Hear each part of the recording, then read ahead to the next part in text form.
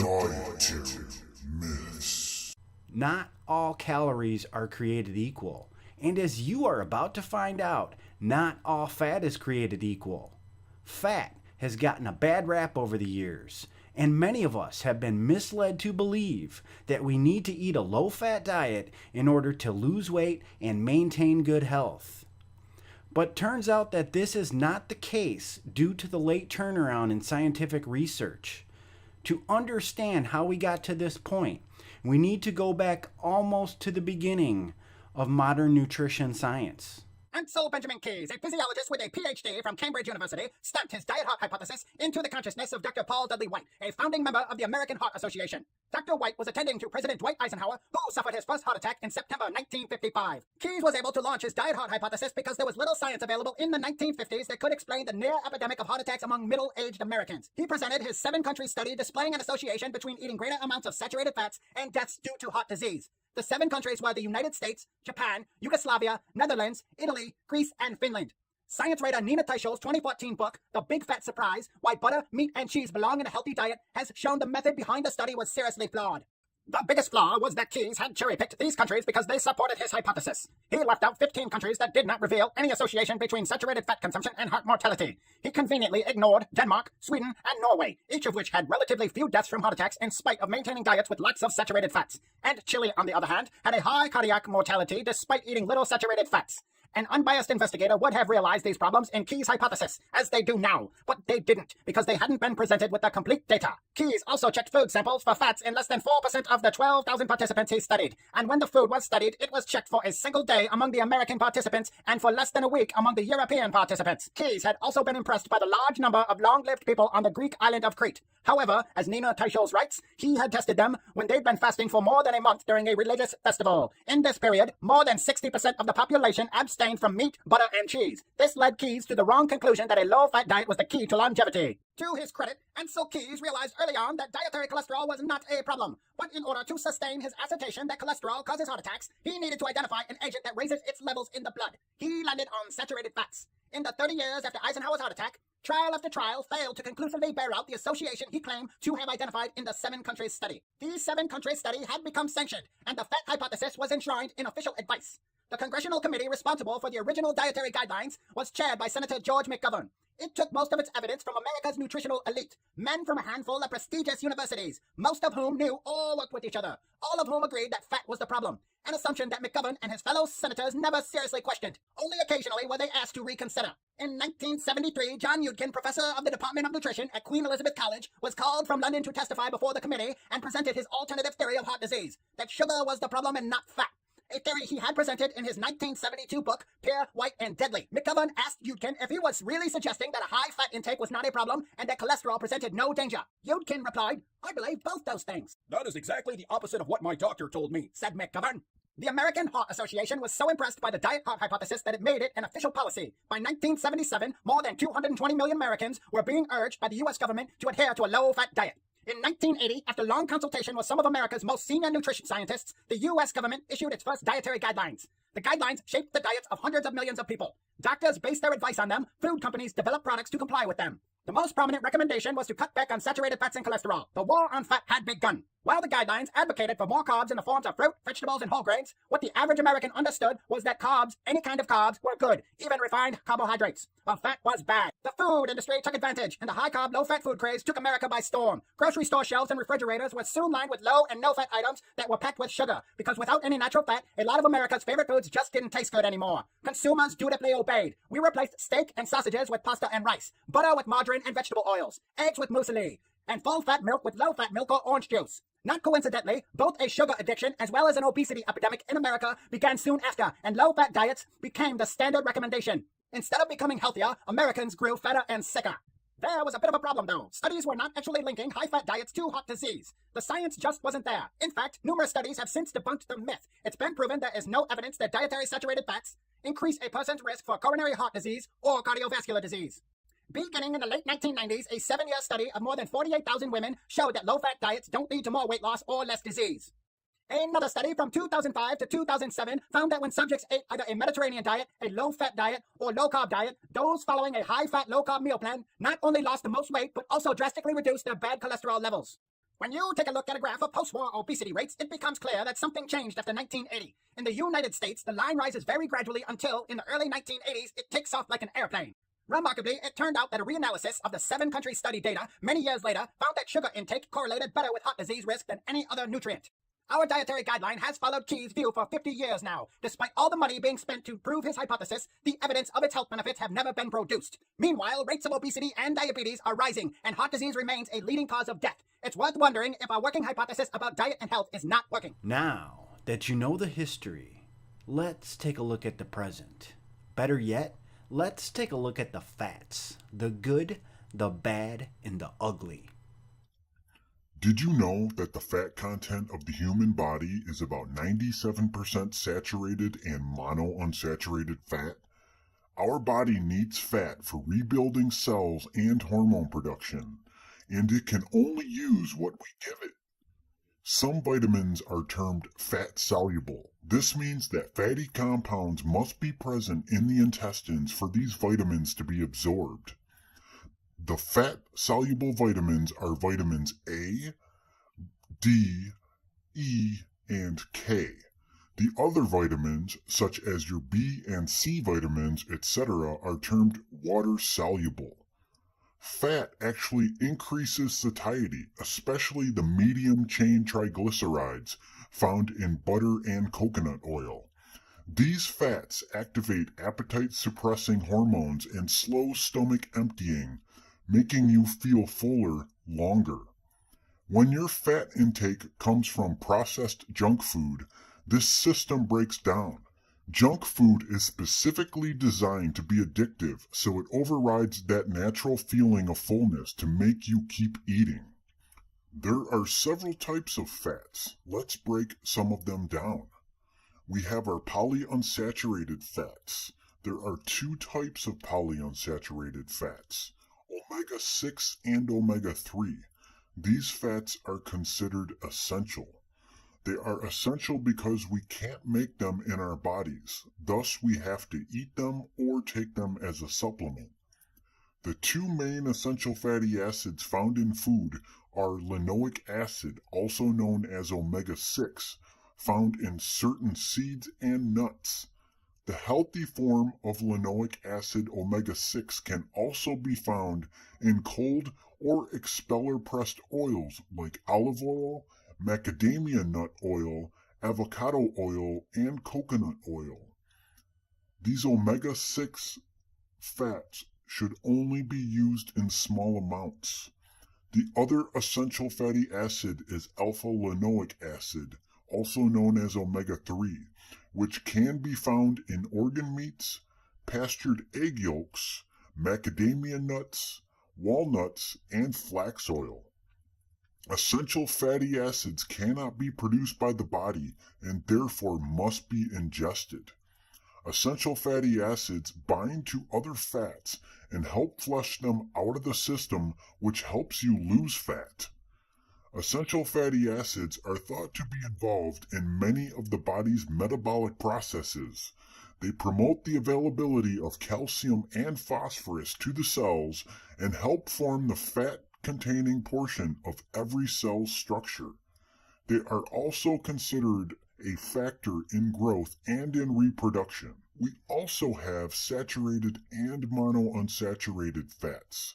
Several important saturated fatty acids provide excellent energy sources for the body. Lauric acid, which is found in coconut oil, myristic acid, which is found in coconut oil and dairy fats, and palmitic acid, which is found in palm oil, meat, and dairy fats. Palmitic acid plays a part in the regulation of hormones, and both palmitic and myristic acid assist in cell messaging and immune function. Saturated fat helps to form cell membranes all over your body. It's necessary for good immune function. It's a basic building block for hormones, and it provides energy. Saturated fats lower inflammation when consumed with a low-carbohydrate, high-fiber, omega-3 rich diet. Lowering inflammation is key to healing and weight loss. Good brain function depends on saturated fats. In fact, most of your brain is made up of saturated fats and omega-3 fats. They also help maintain healthy skin and hair.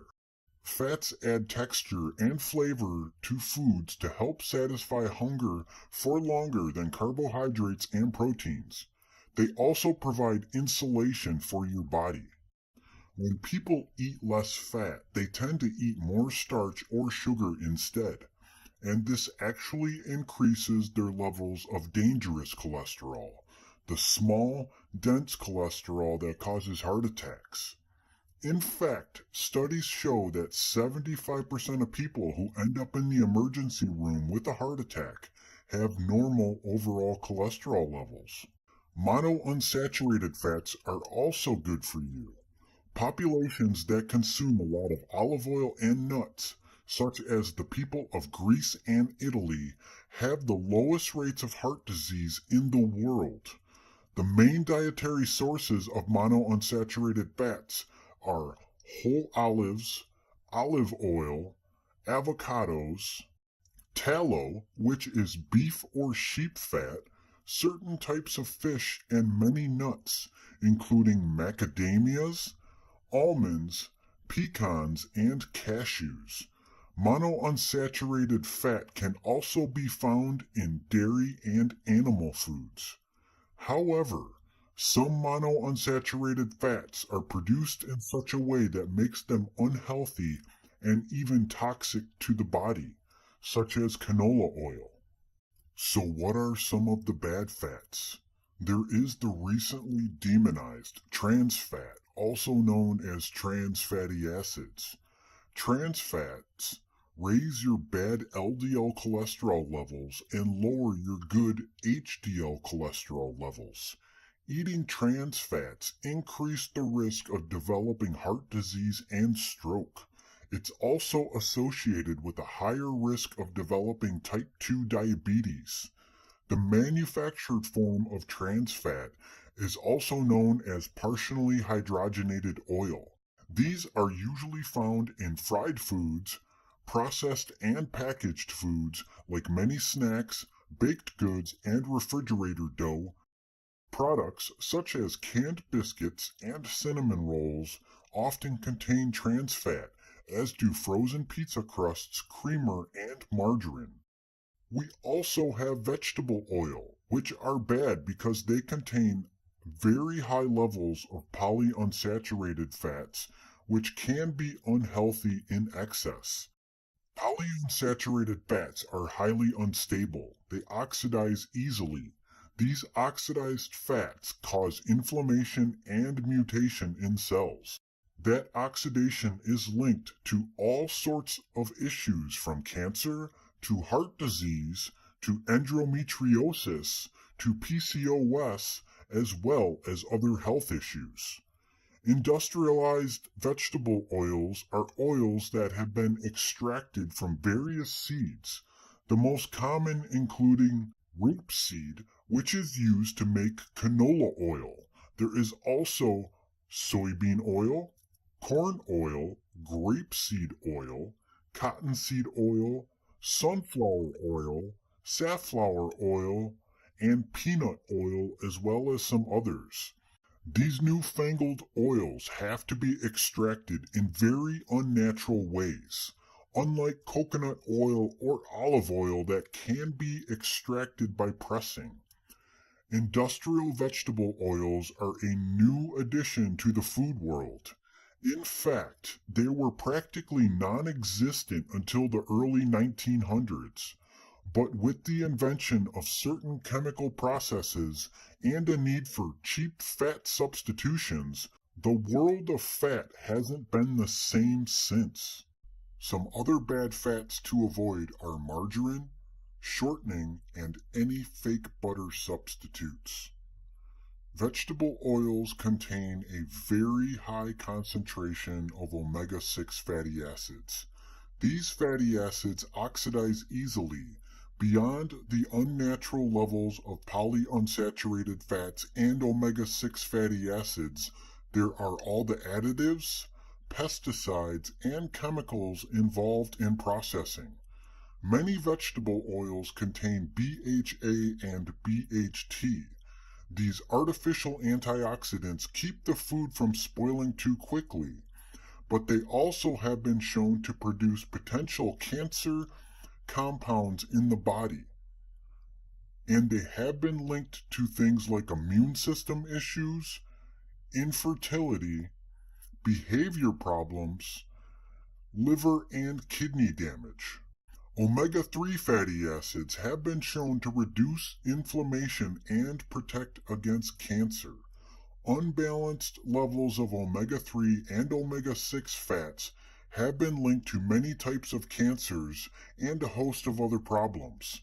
And as you probably guessed it, most Americans are high in omega-6 fatty acids and low in omega-3 fatty acids. But people keep buying into labels on vegetable oils that say a good source of omega-3s without realizing that they are really just making the imbalance even worse. Some say that it's not so much that the polyunsaturated fats are the problem, but more the ratio of the different kinds of omega-6 and omega-3 fatty acids in the foods you eat. In 2015, the FDA released its final determination that partially hydrogenated oils are not generally recognized as safe. Food manufacturers must comply and remove these oils by June of 2018. So, what are some of the good fats? You know, the healthy fats? Some of the traditional fats are butter, tallow, coconut oil, lard, olive oil, and palm oil. The more sustainable the palm oil, the better. We also have meat, eggs, fish, olives, dark chocolate, the darker the better, and high-fat dairy. Most low-fat dairy products are chock full of added sugar and chemicals. Keeping the fat in dairy products helps to absorb the vitamin A and D in the milk, since they are fat-soluble vitamins. When choosing yogurt, make sure to buy one that contains active cultures to reap the gut health benefits. Nuts are also a good source in moderation as they have a high level of polyunsaturated fats. Butters made from nuts and seeds are another good and healthy fat. Also, avocado oil, MCT oil, and ghee. Ghee is lactose and casein free. If you suffer from lactose sensitivity or intolerance, ghee is a fantastic alternative to butter. Its high levels of vitamin K2 also help strengthen bones, while the fatty acids found in ghee improve digestion and reduce inflammation. Another great source of fat is liver and other organ meats, which are rich in high-quality amino acids, B vitamins, CoQ10, minerals, and fat-soluble activators which are important for mineral absorption. In human experiments at Hebrew University of Jerusalem in 2012, subjects who ate high-fat diets had a much faster metabolism. Low-fat, high-carbohydrate diets spiked insulin, subsequently slowing their metabolism and storing belly fat. The higher fat diet group had a faster metabolism, even when eating the same amount of calories. In a recent human study funded by the National Institute of Health, which followed subjects over 12 months and compared a low-fat diet with a high-fat diet, the results were the low-carbohydrate diet was more effective for weight loss and cardiovascular risk factor reduction than the low-fat diet. So, when performed on actual humans eating actual food and not rat chow, a high-fat diet over the period of 12 months resulted in more weight loss than a low-fat diet, as well as proving to be better than the low-fat diet in the following categories: greater decreases in fat mass, better ratio of total high-density lipoprotein, also known as HDL cholesterol, and better triglyceride levels. Well, that seems to contradict all of the propaganda of high carbohydrate, low fat diets, doesn't it? So, fat makes you fat, right?